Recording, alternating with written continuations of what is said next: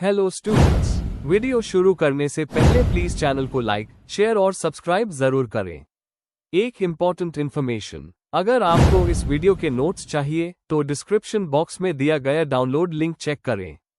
Thank you. चलिए शुरू करते हैं। इस वीडियो में हम पढ़ेंगे EPA3 डेवलपमेंट एडमिनिस्ट्रेशन के प्रीवियस ईयर क्वेश्चन और most important questions with answers.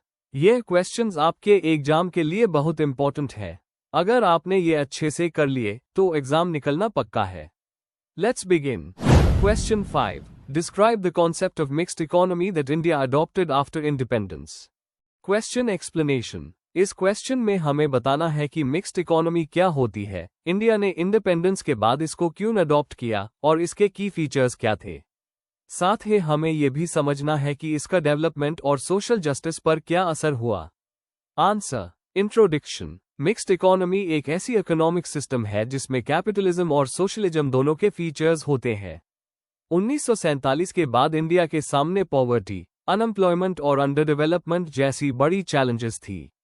ना तो प्योर कैपिटलिज्म और ना ही प्योर सोशलिज्म इंडिया के लिए सूटेबल था। इसलिए लीडर्स ने एक मिक्स्ड इकोनॉमी मॉडल अडॉप्ट किया जिसमें पब्लिक और प्राइवेट सेक्टर दोनों को अपना रोल दिया गया। इंडस्ट्रियल पॉलिसी रेजोल्यूशन 1948 और 1956 के थ्रू इसको स्ट्रेंथन किया गया। Main body. 1. मीनिंग और rational of mixed economy. Mixed economy का मतलब है कि पब्लिक और प्राइवेट सेक्टर दोनों साथ साथ काम करें। इंडिया में स्टेट ने बेसिक इंडस्ट्रीज, इंफ्रास्ट्रक्चर और डिफेंस अपने कंट्रोल में रखा, जबकि प्राइवेट सेक्टर को कंज्यूमर गुड्स और सर्विसेज में एनकरेज किया गया। रैशनल था कैपिटलिज्म की इनइक्वालिटी अवॉइड करना, सोशलिज्म की इनएफिशिएंसी और रिजिडिटी को बचाना, रैपिड इंडस्ट्रियलाइजेशन के साथ सोशल जस्टिस लाना। एग्जाम्पल, 1955 के आबादी रेजोल्यूशन ने एक सोशलिस्टिक पैटर्न ऑफ सोसाइटी का विजन दिया। 2. Features of India's mixed economy. Public private coexistence, railways, steel, defence public sector में, एग्रीकल्चर, ट्रेड और स्मॉल इंडस्ट्रीज प्राइवेट सेक्टर में। प्लान डेवलपमेंट, 5 ईयर प्लान्स के थ्रू डेवलपमेंट का direction दिया गया। Regulated private sector, licence और permits के जरिए प्राइवेट फर्म्स को रेगुलेट किया गया। सोशल जस्टिस, लैंड रिफॉर्म्स और पॉवर्टी एलिविएशन प्रोग्राम्स इनइक्वालिटी कम करने के लिए। एग्जाम्पल, फर्स्ट और सेकंड 5 ईयर प्लान्स में एग्रीकल्चर और हैवी इंडस्ट्रीज को प्रायोरिटी मिली। 3. Advantages of mixed economy in India. Balanced growth, state और मार्केट दोनों की स्ट्रेंथ्स का फायदा हुआ। सोशल जस्टिस, रीडिस्ट्रीब्यूशन और रिफॉर्म्स से थोड़ी इनइक्वालिटी रिड्यूस हुई। स्टेबिलिटी, एक्सट्रीम्स को अवॉइड करके ग्रेजुअल प्रोग्रेस हुई। एम्प्लॉयमेंट जनरेशन, PSU ने जॉब्स और स्किल्स डेवलप किए। केस स्टडी, ONGC, भेल, सेल जैसे पब्लिक सेक्टर यूनिट्स ने सेल्फ रिलायंस डेवलप किया। 4. लिमिटेशंस और क्रिटिसिज्म, लाइसेंस परमिट राज, ज्यादा रेगुलेशन की वजह से करप्शन और इनएफिशिएंसी आए। इनएफिशिएंट पब्लिक सेक्टर, बहुत PSUs लॉस मेकिंग हो गए। Slow growth, Hindu rate of growth का ब्लेम मिक्स्ड इकोनॉमी पॉलिसीज पर आया।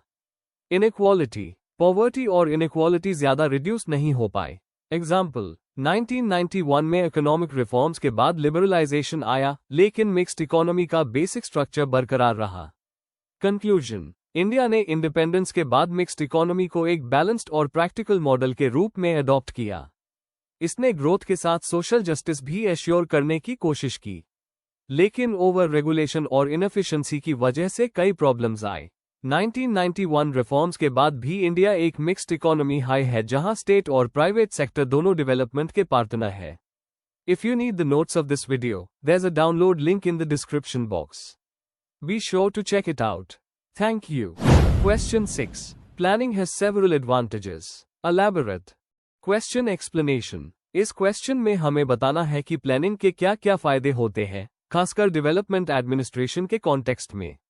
हमें एक्सप्लेन करना है कि प्लानिंग से रिसोर्सेज का सही इस्तेमाल होता है, ग्रोथ और सोशल जस्टिस प्रमोट होती है और गवर्नेंस स्ट्रॉन्ग बनता है।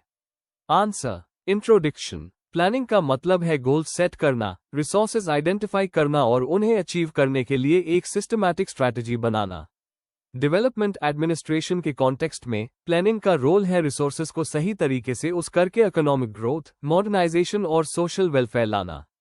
इंडिपेंडेंस के बाद इंडिया ने प्लानिंग को अपना टूल बनाया नेशन बिल्डिंग के लिए। इकोनॉमिस्ट्स और थिंकर्स ने ये पॉइंट आउट किया है कि डेवलपिंग कंट्रीज के लिए प्लानिंग एक जरूरी प्रोसेस है। अब हम प्लानिंग के एडवांटेजेस को डिटेल में समझेंगे। Main body. 1. रिसोर्सेज का एफिशिएंट यूटिलाइजेशन। प्लानिंग का सबसे बड़ा फायदा है कि ये लिमिटेड रिसोर्सेज को सही जगह पर उस करने में मदद करता है। इंडिया जैसे डेवलपिंग देश में जहां रिसोर्सेज लिमिटेड होते हैं, प्लानिंग प्रायोरिटी सेट करती है, जैसे एग्रीकल्चर, हेल्थ और education. Example, first 5 year plan में एग्रीकल्चर और इरिगेशन पे फोकस करके फूड प्रोडक्शन बढ़ाया गया। 2. इकोनॉमिक ग्रोथ और मॉडर्नाइजेशन। प्लानिंग एक क्लियर रोड मैप देती है डेवलपमेंट के लिए और प्रायोरिटी सेक्टर्स को आइडेंटिफाई करती है। इससे इंडस्ट्रियलाइजेशन, इंफ्रास्ट्रक्चर और मॉडर्नाइजेशन को बूस्ट मिलता है। Example, second 5 year plan, Nehru Mahalanobis model, ने हैवी इंडस्ट्रीज पे फोकस करके लॉन्ग टर्म ग्रोथ का बेस बनाया। 3. सोशल जस्टिस और इक्वालिटी। प्लानिंग का एक मेजर गोल है इनइक्वालिटी को कम करना और वेकर सेक्शंस को अपलिफ्ट करना। इसके थ्रू SC, ST, वीमेन और रूरल पुअर को स्पेशल अटेंशन मिलता है। Example, land reforms, poverty alleviation और MG नरेगा जैसे स्कीम्स प्लान डेवलपमेंट के एग्जाम्पल्स हैं। 4. Balanced regional development. अगर प्लानिंग ना हो तो डेवलपमेंट सिर्फ कुछ है अर्बन एरियाज तक लिमिटेड रह जाता। प्लानिंग बैकवर्ड रीजन्स को भी अपलिफ्ट करती है और रीजनल इम्बैलेंस को कम करती है। Example, special area development programmes जैसे ट्राइबल और हिल एरियाज के लिए बनाए गए स्कीम्स। 5. स्टेबिलिटी और वेस्टेज कम करना। प्लानिंग से ड्यूप्लिकेशन और अननेसेसरी एक्सपेंडिचर अवॉइड होता है। यह स्टेबिलिटी लाती है क्योंकि फ्यूचर चैलेंजेस का फोरकास्ट करके उनके लिए स्ट्रेटजी बनाई जाती है। एग्जाम्पल, ग्रीन रेवोल्यूशन एक प्लान्ड एग्रीकल्चरल स्ट्रैटेजी थी जिसने फूड शॉर्टेज को प्रिवेंट किया। 6. बेटर एडमिनिस्ट्रेशन और गवर्नेंस। प्लानिंग एडमिनिस्ट्रेशन को स्ट्रेंथन करती है बाय सेटिंग क्लियर टारगेट्स और परफॉर्मेंस मॉनिटर करके। यह अकाउंटेबिलिटी, ट्रांसपेरेंसी और कोऑर्डिनेशन को प्रमोट करती है। एग्जाम्पल, प्लानिंग कमीशन, आब नीति आयोग, ने सेंटर और स्टेट्स के बीच कोऑर्डिनेशन बनाया। कंक्लूजन। तो कंक्लूजन यह है कि प्लानिंग एक नेशन के प्रोग्रेस के लिए बहुत क्रूशियल है। यह रिसोर्सेज का बेस्ट यूज करती है, बैलेंस्ड ग्रोथ को प्रमोट करती है, इनइक्वालिटी को कम करती है और गवर्नेंस को स्ट्रांग बनाती है। इंडिया जैसे डेवलपिंग कंट्री के लिए प्लानिंग एक गाइडिंग फोर्स रही है सोशल और इकोनॉमिक ट्रांसफॉर्मेशन में।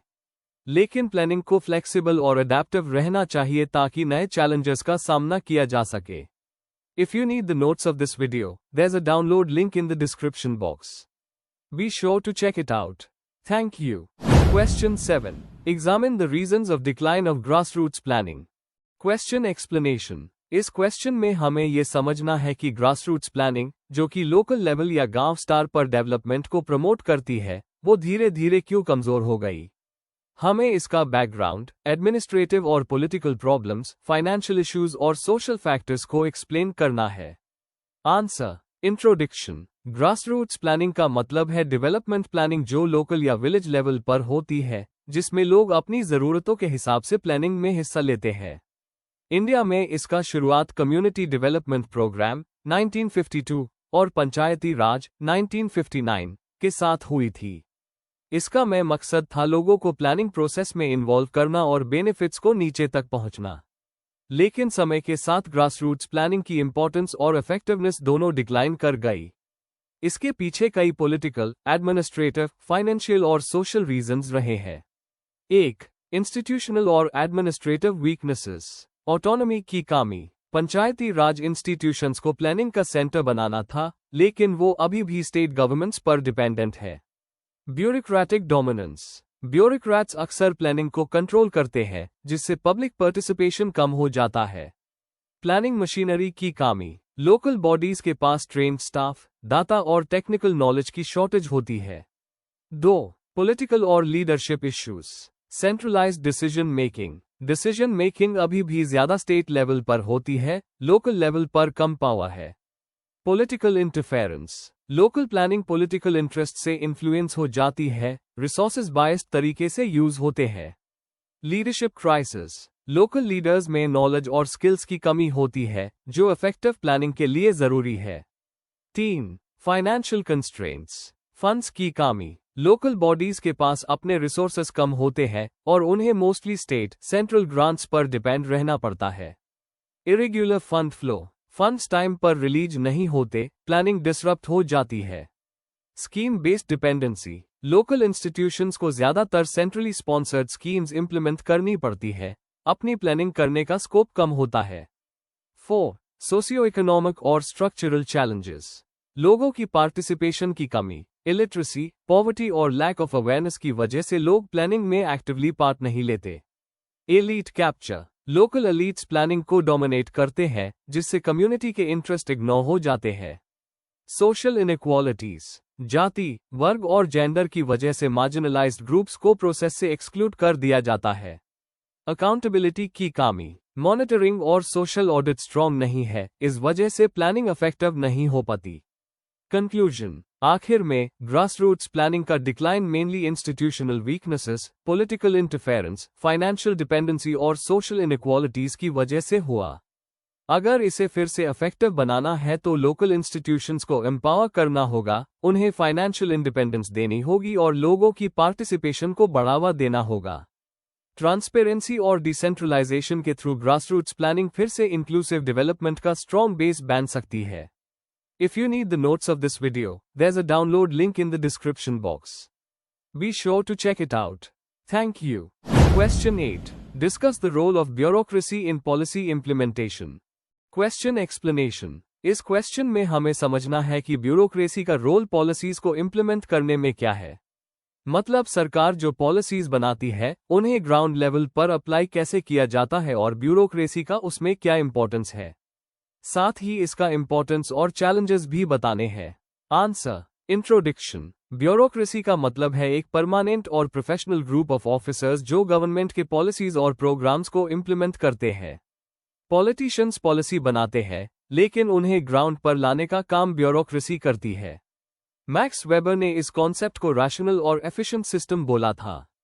पॉलिसी इम्प्लीमेंटेशन का मतलब है डिसीजन और लॉ को एक्चुअल एक्शन में बदलना, और इसमें ब्यूरोक्रेसी की रोल सबसे इंपॉर्टेंट है।